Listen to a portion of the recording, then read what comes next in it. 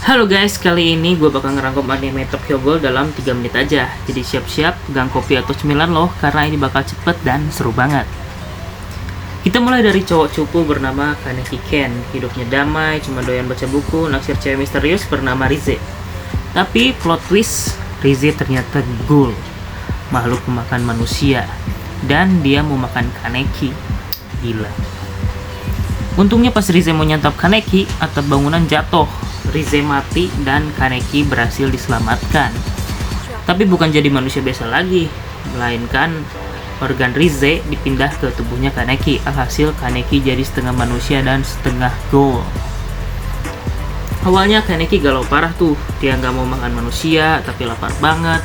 Sampai akhirnya dia diajarin cara bertahan hidup sama ghoul yang nama gengnya Anteiku.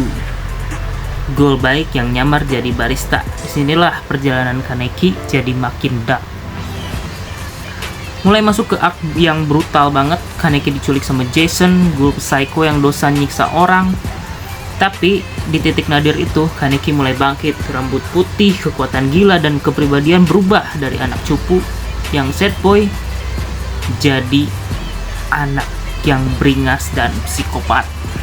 Saking tersiksanya Kaneki dimasuki kelabang di kupingnya oleh Jason, dia pun balas dendam ke Jason, menghabisinya habis-habisan, hingga akhirnya Jason pun kalah di tangan Kaneki. Wah, bedes banget sih sekarang Kaneki, keren. Setelah itu Kaneki bikin geng sendiri buat melindungin orang-orang yang dia sayang, tapi konflik makin ribet. Ada CCG, polisi anti-ghoul, ada ghoul jahat, ada politik dan konspirasi. Pokoknya epic banget deh. Dan mulai ke season di Tokyo Ghoul Reg, kita ketemu Heise Sasaki yang ternyata adalah Kaneki yang hilang ingatan. Dia sekarang kerja buat CCG, buat bunuh ghoul juga.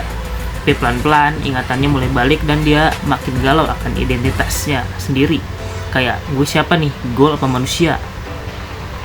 Dan pada akhirnya Kaneki menerima dua sisi dirinya. Dia jadi raja ghoul yang baru, nyatuin manusia dan ghoul supaya bisa hidup damai.